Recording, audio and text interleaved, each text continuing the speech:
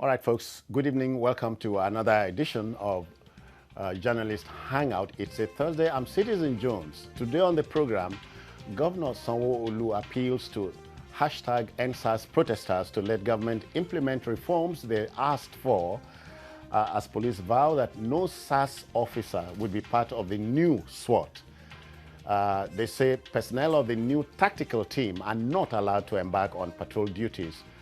But let me announce I'm hanging out with Mubolade Omonijo. Is on Skype. Mubolade, I greet you. Good evening to you. How do you do? Good evening, my brother. Yeah. We expect to be joined by Babajide Kolade Otitoju anytime soon. I hear the SARS protesters must have cut short his trip here, but we'll find out. Okay, let's go straight to business because the team is ready. I hope you are.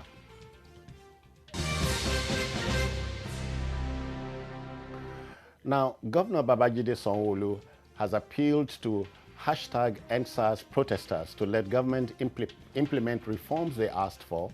He also promised to set up a panel to look into allegations of human rights abuses by the police in Lagos State. Similarly, the police high command has vowed that no SARS officer will be part of the new SWAT team, noting that personnel of the new tactical team are not allowed to embark on patrol duties.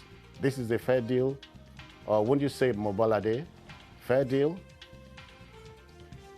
It's a fair deal, and I think it's been successful so far. I think so. Though it's going to be in the long run that we'll see the full implications of it all. But for now, so far, within such a short period, they've been able to achieve so much. I mean, the Inspector General of Police has addressed the situation. He's reacted by dismantling the SARS that they were protesting against. And on their request, they set up the SWAT too, which is just in the name. They said they would train fresh people. Nobody in the SARS will be there, and then they will have their times of engagement clearly cut out for them. And the president of the country also has addressed as to what will be done. So I think it's fair deal so far. I think the only thing that is still keeping the people there maybe is the fact that they are not too sure. They said they've been disappointed so many times, and they want to be very sure that this time around they will not be taken for a ride. Yeah, but the thinking is, if the police high command had this bright idea, starting a totally new team, if it was in the works, was it not fair to have allowed Nigerians see what was on the cards? You mean before now or now? No, before now. Because if you are replacing SARS with SWAT, Yes. it is either that you are being impulsive or you want to calm nerves. You are right. That's the way people on the other side will see it. But I don't think anything has suggested that they had it in the works before. I think it's because they take the things so seriously, and I think maybe to some extent also they were frightened by the turn the thing took, because every day you saw people pouring out from city to city, and you saw governors coming on to address them. So the police high command had to react. SWAT, by the way, is not original to Nigeria. Yeah. In the United States, you've had it since 1964. You have tactical weapons and just exactly the same thing, special weapons and tactical team. So it's not new. So it's a question of just bringing it in and then tweaking with it somehow to see what could be done that could adapt it to the local situation. But a lot still has to be done. I mean, if you are just starting a new thing altogether, then the content is not fully available to us. Yeah. Though I would have thought that the organizers of the protest will give the government some time to see how it comes up. Yes, they come up with this, but it's just the name so far. It's the nomenclature. So we need to see. Yes, you say some people will be trained in Ilarogun, some will be trained here, some will be trained there. But let's see exactly what is the content, what is the indoctrination all those things will come. They cannot come before they start. It has to be unfolded as time goes by. And I think that's what we should be expecting. Omonijo, in the interim, FSARS or SARS has been dismantled. Um, you know, are you thinking what I'm thinking? What if we have violent crimes here and there? In the intervening period, what happens? That is a major, major cause for concern, because there's so much crime in the land today. There is so much crime in the land today. And you could also say that it's probably as a result of the so much hunger in the land, so much deprivation in the land. So there's so much hunger in all parts of Nigeria. There's kidnapping, there's armed robbery, there is banditry, there is insurrection. All sorts of things are all there. So, and you needed SARS in some of these places. Many of us have been complaining that we are getting the military involved in a number of things, that things that are essentially police things, we should allow police to do their work. And it's only SARS that appear to have been trained to combat violent crimes. The regular police, yes, they could do the regular things. But when you have serious violent crime, then it is SARS that should go there. But of course, they overplayed their hands. They were brutalizing people, and the young people got angry, as it were. But like you said, it should be a cause for concern for any of us that in the interim, what happens? I understand that in Bauchi yesterday, you had the armed robbers had a field day. Oh, yeah. Which they not had for quite some time. I mean, it's a question of time before you still start seeing pockets of this here and there all over the country. Yeah. Omonijo, my people, like your people, very full of witty sayings, wise sayings. They say something like, when you talk to the kite or the hawk that steals chicken, you must talk to the mother hen. The mother hen must learn to keep the chicks safe. You understand what I mean? Otherwise, I think there's a flip side to the coin. Have we been fair? Has the Nigerian state, been fair to the Nigeria police? Don't you think in your quiet moments the police had been bastardized? You post a policeman from Sokoto to Lagos and you make no provisions for his comfort and safety and all that, and things like that. I was discussing with somebody yesterday. I said the very first time I went to the police station close to my house, I nearly cried. I saw the DCO, and she was a woman. She had been to Sudan and co, and we got talking. I went to see an ASP in his office, which was at the back of the small police station. And you will be surprised. It was just a plank thing that was just contrived there. And you have to sit on a bench, a wooden bench, to be able to try. You see a number of people. And you see these people, nobody cares for their office accommodation. Their barracks is derelict. You don't want to have anybody brought up in such environment. And when you do that, you can be sure that the psyche is affected. That's not to make any excuses for them. But even the organizers of the NSAS have been saying that the welfare of the police must be improved upon. Without improving on it, if you bring a SWAT or a SOT or whatever you call it, you will end up with the same thing. Because they are human beings, the psyche must be right. They must be able to live well, to eat well, to take care of their children, and then to have office where their heads can be settled. Otherwise, we'll be deceiving ourselves. Okay. But let's say the other side to the story is what the Lagos State hemsman, Babajide Sanwo-Olu, is promising. He'll set up a panel to probe human rights abuses. That might be going, coming up against a mountain, right, wrong? No, they can set up the committee, but last year they did set up such a thing, comprising the police, the National Human Rights Commission, the Ministry of Justice. They told them to take an audit of what was happening in their detention rooms, in their their offices, and so on, and report back. And they did report. but nothing came out of it. And that's why people are saying, well, we've had this before. There was an audit, there was a report. Whatever happened to it? How are we sure that it won't go the way of the same thing that happened then? That's why they are insisting. But at the same time, you cannot be on the street forever.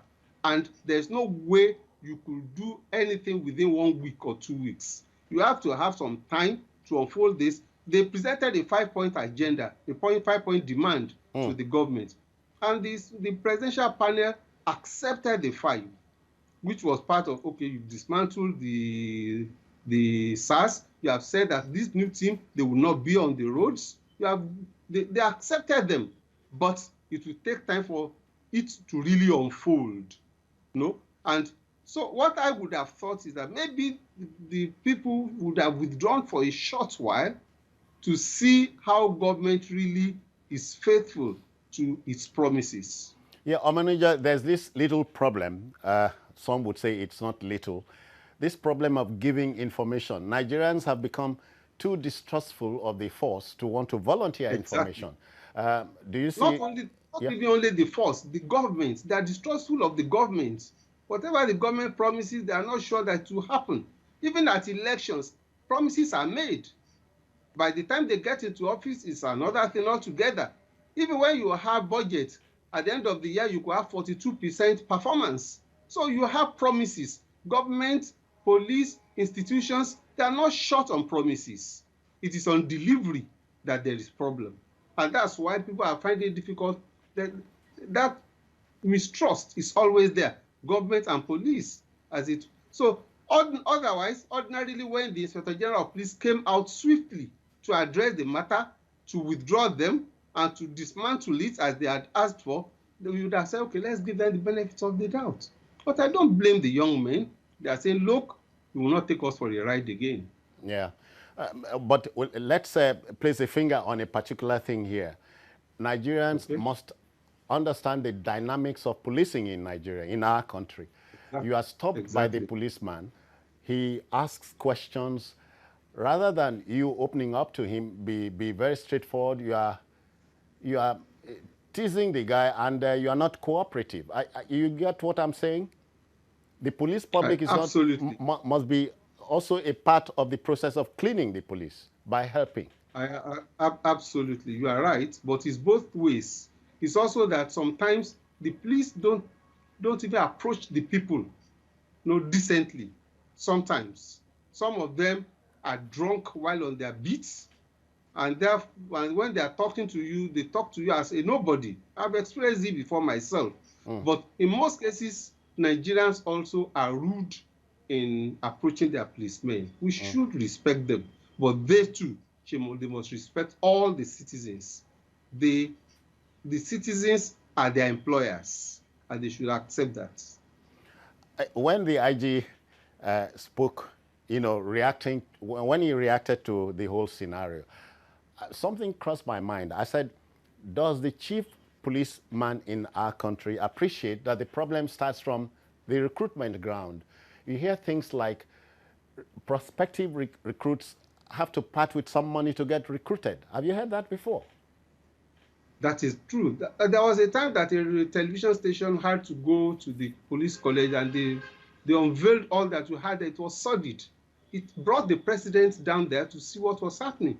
But then what happened thereafter? Nothing has happened. It's been the same thing. The recruit grant, even their uniforms, I understand, I have a number of people in the police, their uniforms, their boots and all that, they have to buy them.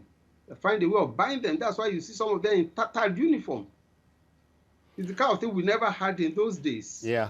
And of course, a little bit of a historical background here. Remember in 1986, before the Justice Mustafa Akombi panel probing students' riots and so on, you had a police officer, Alozio Gugboja. You remember him? Yes, exactly, pepper soup theory. That's it. He propounded that theory and said, he dropped a caveat. A well-trained Nigeria police force will thwart any attempt to, by soldiers to seize government. You remember that? Absolutely. So you It's not only just by Aguaja, it's borne out by experience. The military government has not done us any good in terms of equipping our policemen. In the Second Republic, when you had Adewusi, Sunday Adewusi as the Inspector General of Police, they had quite a number of weapons and all that to be able to police the land. Yeah. But what was missing and is still missing now is that the colonial mentality had continued. The colonial masters came, they set up the police force to tame the colonized. And thereafter, that mentality has not gone. The mindset is still there. You know, even though we are no longer the colonized, but at the same time, they still see others as bloody civilians. And that kind of thing cannot bring the best out of the relationship between the two, the police and the people. And those civilians had been bloodied over time. Bloodied. Okay, we have a company here. Babatunde is reaching us from Surulere here in Lagos. Let's join him. Babatunde, I greet you. Welcome. Good evening, citizen. Yeah, I greet you. Yeah, good evening to your co-panelist there. He's listening to you. Good evening, my brother. Please, Baba citizen. Your name is citizen and you're also a citizen of this nation, of Nigeria. Please, this nation, this Nigeria is sitting on a keg of gunpowder. And I pray it won't explode to us all. Nigerians are suffering. Nigerians are suffering. It's only just few, elites and politicians that are, enjoy the goodies of this nation. And I pray this thing won't resort to a bigger problem. I mean the protest. Because a lot of things are really coming up now. A lot of things are really coming up. And Nigerians are hungry. They are hungry. Babatunde, after this, we don't know whether it is a hand NEPA or hand come on. disco that we follow. Babatunde, because of the bill. I defer to you. We are a country, we are a country of prayer warriors. We've been praying for 60 years.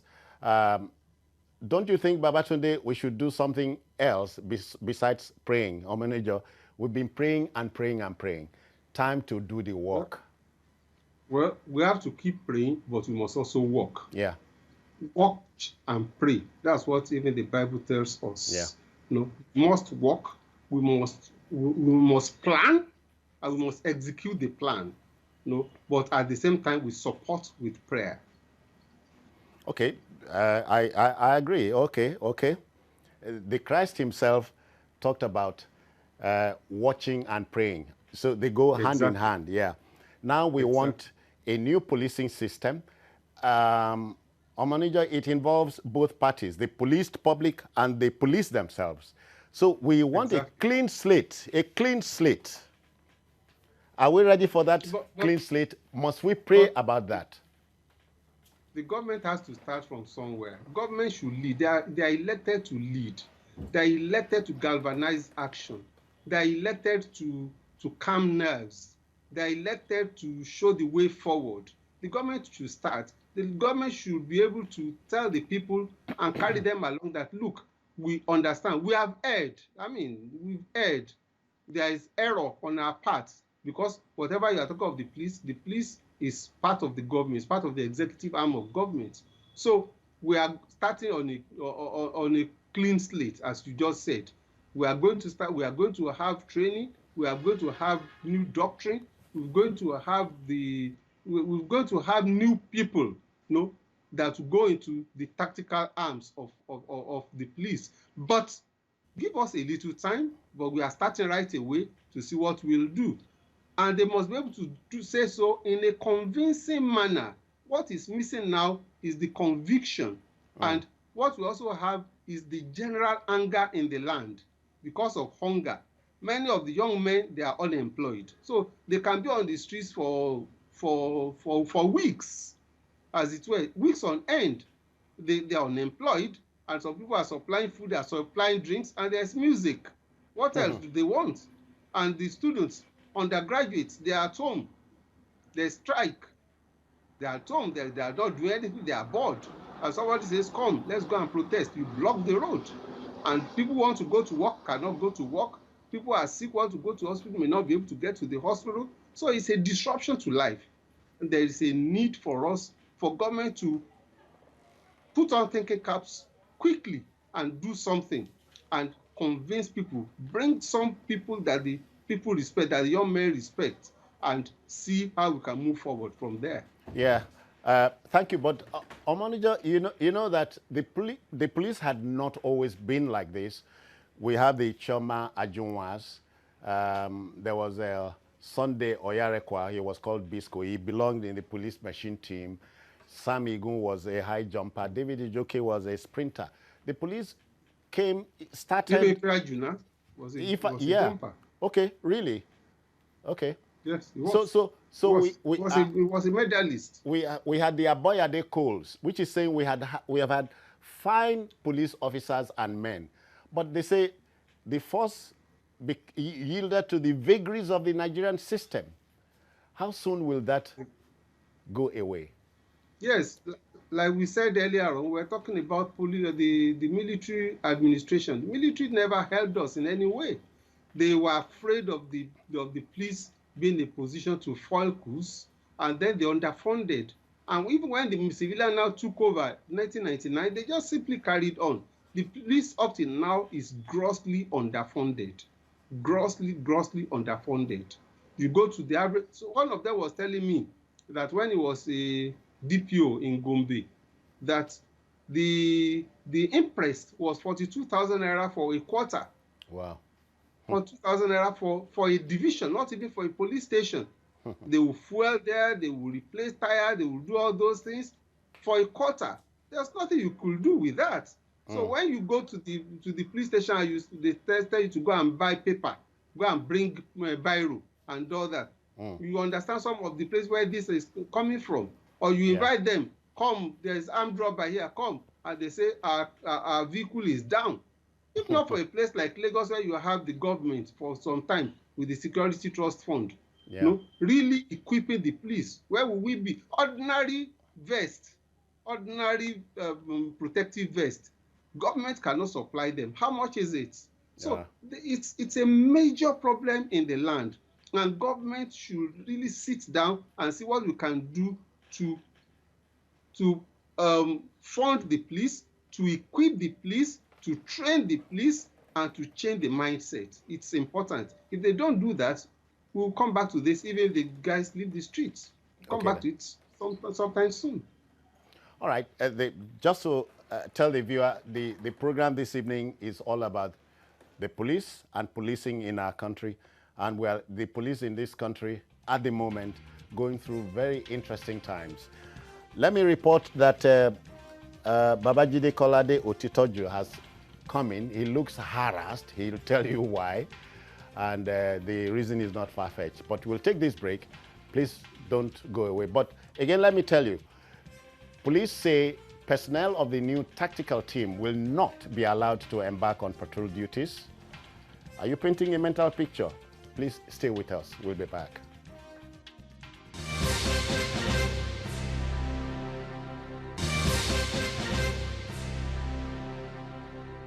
Okay then, welcome back. Very true, when you have police officers who abuse the citizens, public confidence in law enforcement is eroded. This makes the job of good police officers very unsafe. So the police high command on its own, as I just told you, has vowed that no member of the detested SARS would be part of the new tactical team that's barred from patrol duties. At this point, we bring in Babajide Kolade Otitoju. Jide, welcome. You have caught your breath. Yeah, welcome. Yeah, what an interesting time to be a Nigerian. Oh yeah, yeah. We had to, some of the roughnecks had to carve a path through a drainage channel, you know, almost opposite the $10 bridge, for us to be able to link. Yes, for us to be able to link CMD Road. And then we didn't even know that we had merely wasted our time, because the CMD Road had been blocked at both ends. So, and the boys are so many. There are so many boys and girls. so many. If anybody tries to attack them, they are going to overwhelm the attacking team. Happily, the ranks have not been infiltrated. No, We there's can say no for the sign. moment. There's no. You can see what happened to one of the prominent human rights activists today. They felt that he was trying to own the struggle, and they rough-handled him. They do not, as I said yesterday, this thing is patterned after the Hong Kong protests. For the Hong Kong protests, they've gone 1 year, 6 months. There is no distinctive leadership. Yeah. You know? No let up. Yes, and it's going on just like that. Funding is not an issue because in these days of social media, they can easily reach themselves. Network, yeah. They are not allowing politicians to get involved. So if a decision will be taken for this thing to not continue, it still has to come from within these guys. And some of those people have even tried to maybe tout as leaders. They've said, no, I'm not the leader, this and that, you know. So it's a terrific situation that we found ourselves. I just hope that government will continue confidence building. Yeah. Confidence has been eroded over the years. These days, when government says one thing, the citizens don't want to believe. And that is what we are seeing with these young people. A statement is being made. Yes, a statement of defiance, statement having to do with resistance, which is a new culture that we are seeing. Nigerians had never been used to this, you know. I remember when the late Ganifa Emi was detained, you know, during the June 12th struggle, and information got to him that Abiola had died. He asked, what is going on? Are Lagosians rioting as we speak? They told him no. How about Ibadan and different cities in our country? They told him there's no simultaneous riots. He then said something. He said, when you push a goat to the wall, he fights back. But when you push the Nigerian to the wall, he breaks the wall and tries to escape. He captured it. It's getting to a point when you can say that is no longer a fitting way to describe our people. Okay. You know, that is what we are seeing. The new culture, people refusing to simply believe that government will do something once they've been told. And all that government needs to do is be patient and then do a lot of confidence building. Yeah. I appreciate what the police high command has done by saying, look, none of the people that we are going to bring into this team will be members of SARS. You know, because people are saying that, oh, SWAT is just a direct replacement for SARS. So by saying no, we are not going to bring in elements who had worked with SARS, I think it's one of the great confidence building measures that government, the police hierarchy has come up with. And our people need to realize, including the demonstrators, that within the police, there are officers who can do that work and who had not been tainted. It's not everyone in the police that abuses civilians. No, they are decent, well-behaved, well-educated policemen, cultured policemen. And officers. And officers, men and officers of the Nigerian police. So, and we have other tactical teams within the police that do not have the notoriety of SARS. All that the police needs to do is to do fantastic profiling, identify the best of the best. Because in the early stage, you must earn the confidence of the people that this new team will not be like SARS. It will be a far cry from yes, and they say, okay, these ones, they will not be involved in, in fact, the IG has totally banned checking of people's phones. And he has also said this new team will not be involved in patrols. It's just high caliber criminals that they will be going after. Okay. So it's reassuring. So at that point, the IG relies on the populace, the police public, to volunteer information, because you know intel must come in here. Yes, that has always been the case, but you must also do your best to further earn the confidence of the people, because sometimes too they believe that if we give police information, the enemy, the criminal will get to know that you provided the information and they will come for you. You know? So we need one first and foremost, we need these boys and girls to stop the protest. But we must earn their confidence thoroughly before they will be convinced that it's time to pack it all in. Gidi, you want to say hi to Mobalade Omonijo? I'm sure. I'm sure he understands why it has taken me 4 years to get here.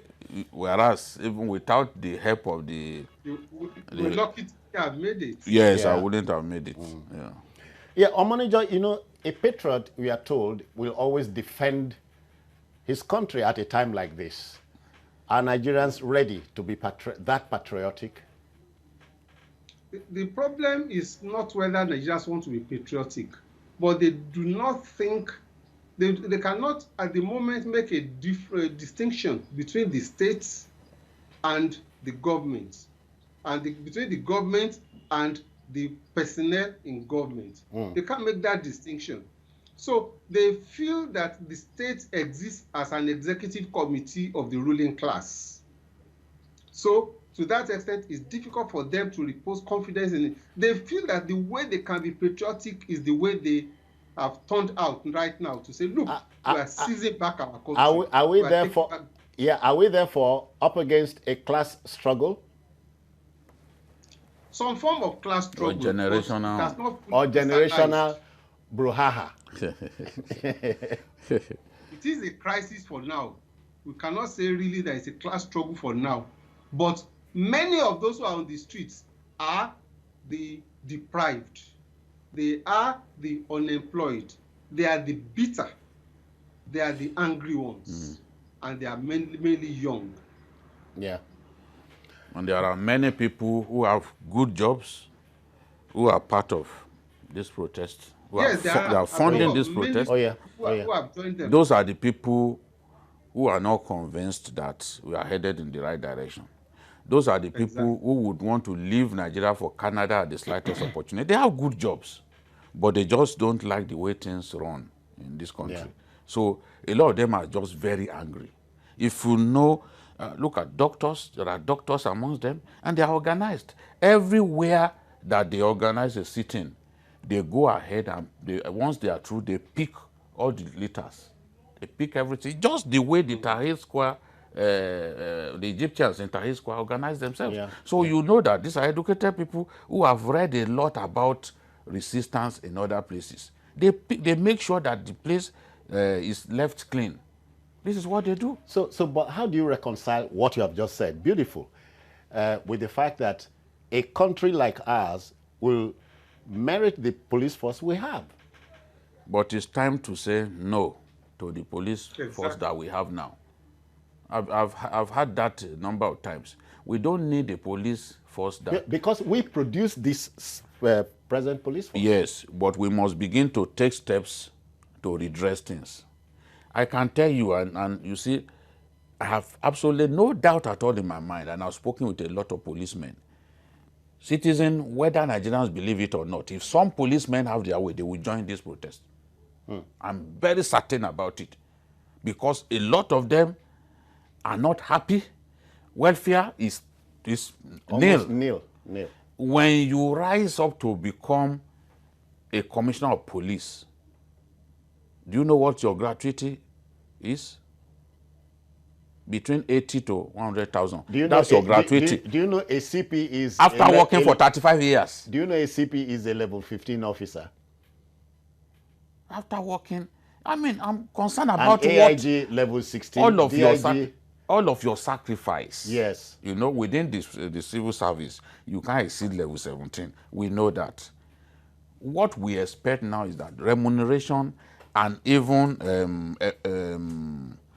allowances and all that we give the police should be at least similar to what we give our politicians. Yeah, yeah.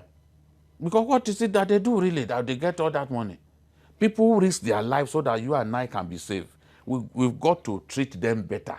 Otherwise, we'll just unleash them on our streets as beasts, Yeah. with a mission to simply kill people. And they are people's sons and daughters. You can imagine, I think there's a video that I showed the producer where the policeman, a civilian complained, a motorist complained to a policeman, a senior policeman, that your colleague said he's going to fire me. That's why I'm telling you. I said, if he fires you, you die now.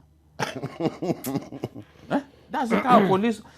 There was another one in which one policeman was looking at a young man's phone, and he said, me that I've worked for 15 years, I don't have the money to buy this kind of phone. And you are going around with this kind of phone. It's not anybody's business, you know, that he can't buy that phone. But it should bother us. It should bother us that we are paying policemen wages meant for slaves that make them so angry, at the end of the day they turn against us. People will say, oh, they are not the only people that are poorly paid, but their work is different. I don't like such comparison. Their work is different. A man who is paid to protect you, to keep you alive, should not earn the same thing as somebody who does not care whether you exist.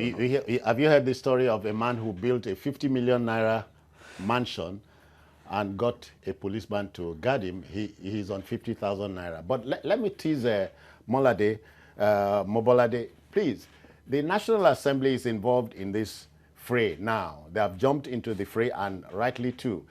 The talk had been there to remove the police service from the civil service structure.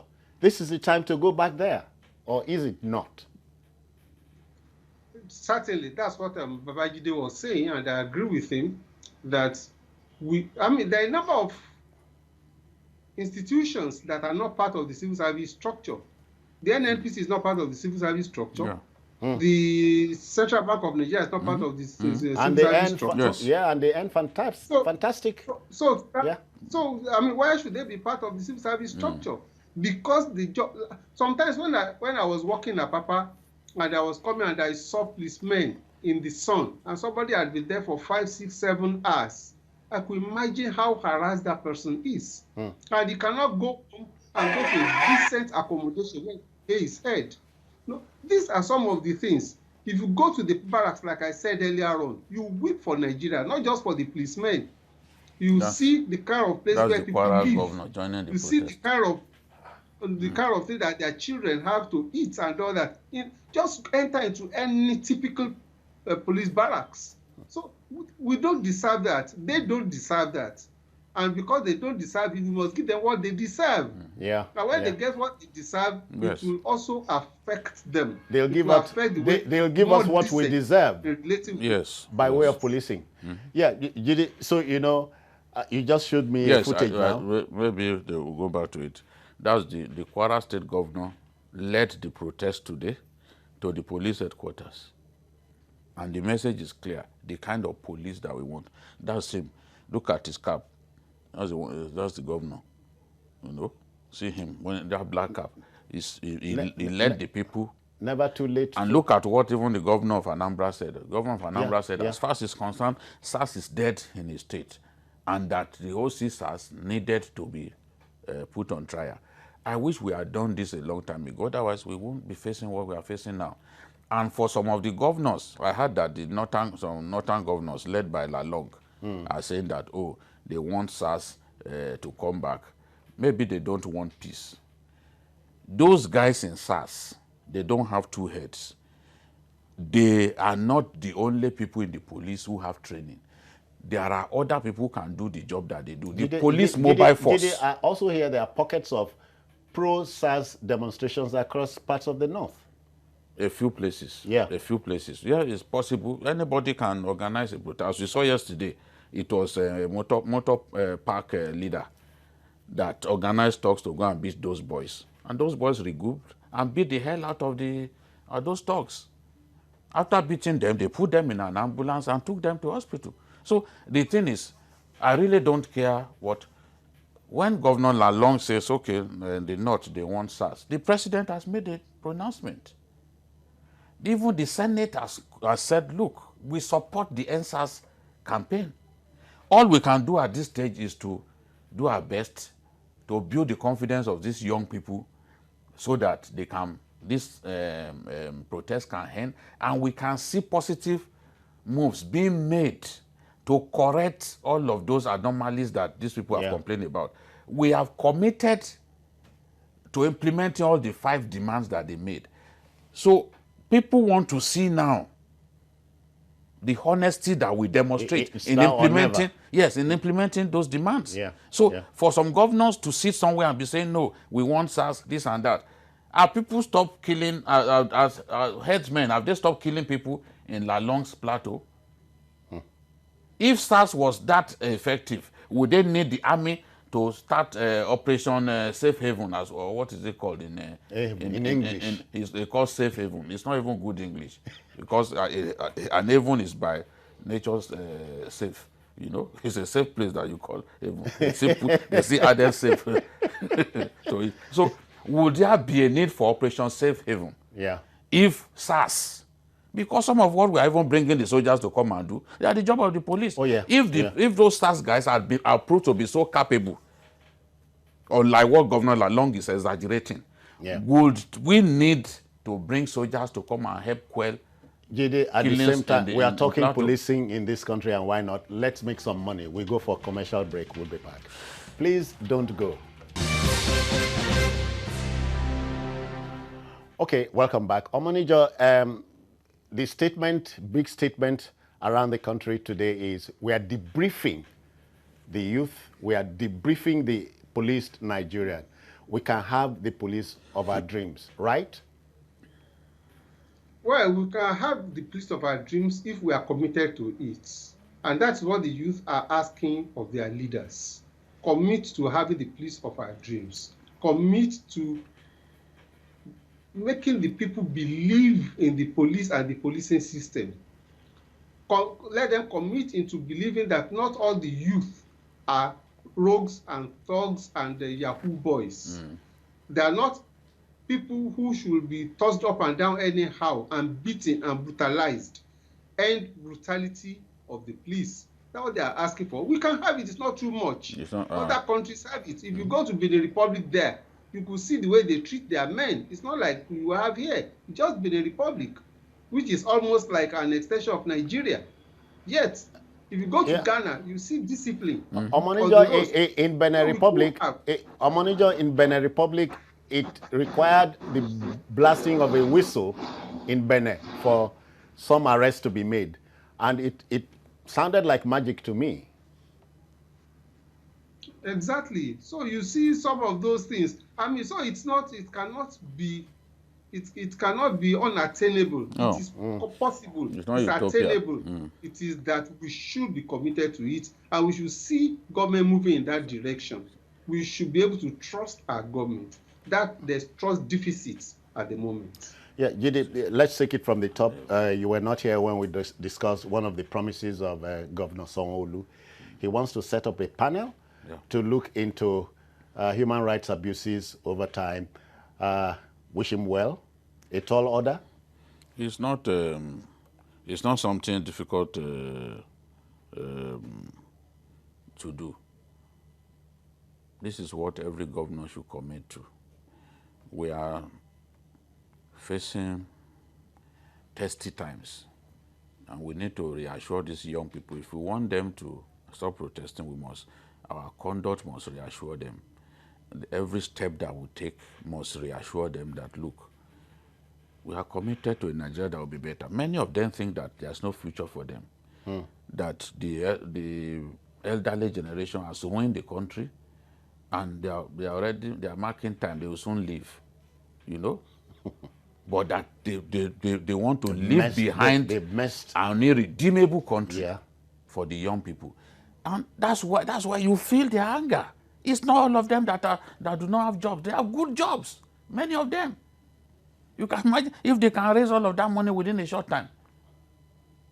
that should tell you that we are people who are determined, they will achieve their aims. So the governor has done well. He addressed them. He took their demand to Mr. President. At his own level, he needs to continue the confidence building, because Lagos is a state like no other. If Lagos is paralyzed for a long time, it will affect everyone. Oh, yeah. You know? So the shoe pinches him a lot more than it pinches other governors. So some governors can say they want SARS, this and that. Well, not at this time. A decision has been made. You don't put Nigeria to shame in the Committee of Nations. This is an international campaign. It has never happened in our country that a campaign would draw the kind of international attention that this one has drawn. Yeah. Not even the Chibok guest matter. Yeah. Look at even the CEO of Twitter also committed to the NSAS campaign. All kinds of big celebrities. So we have to show that we know what we are doing. And I'm happy that he has committed to addressing human rights abuses. He has shown that he's someone who could do it. Remember, even when the lockdown was about to begin, he pleaded with the police. He pleaded with the police that they should treat Nigerians, treat Lagosians with respect, because he knew that a lot of them do not have a reputation for treating Nigerians with respect.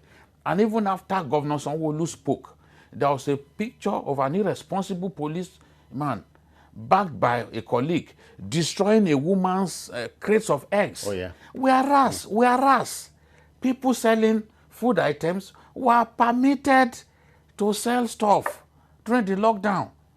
But a policeman who apparently does not even read newspapers or does not even watch TV stations to know what's in the news, began breaking that woman's crates of eggs. Venting spleen the wrong way. Unnecessarily. Yeah. Unnecessarily. Well, Yeah. So you ask yourself, there's a big job left for this IG. I don't know how much time he has left.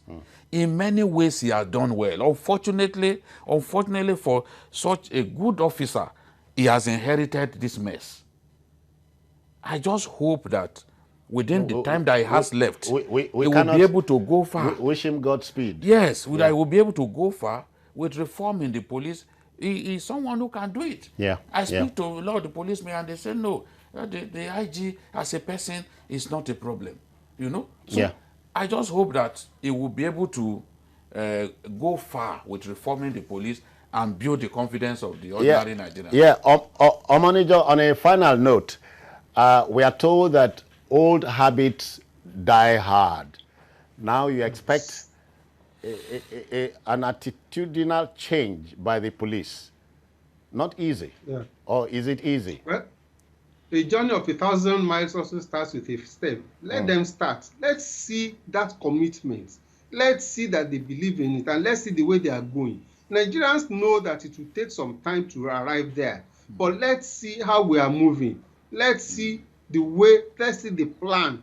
Then Nigerians will be able to follow them. But for now, one of the things they said today is that, yes, you have been telling us you are doing a number of things. Some of those who have killed people, some of who have brutalized people, you've not been able to bring them to justice. Let's see, commit to that. That's not supposed to be too difficult. All right. If you are able to bring some of them to justice, then we'll know that go somewhere. Okay then, let's thank you very kindly, Mobolade Omonijo. Please, as you did, you did for house, so no, you did inside house. So now we're supposed to worry. But thank you for your time.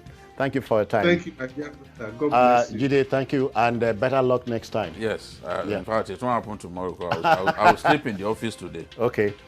Well, on a final note, let's tell all of us, patriotism means to stand by your country, not with your president or with the Senate president or the politicians. Stand by your country. Yes. At this moment, the president is standing with the country. That will just about do it for today. And thank you for your time. We'll, on other platforms, we'll display on the screen. We're also on YouTube at youtube.com/TVC News Nigeria. the feedback channel remains the same. On behalf of the backroom boys here, I say thank you very kindly. Wish you well.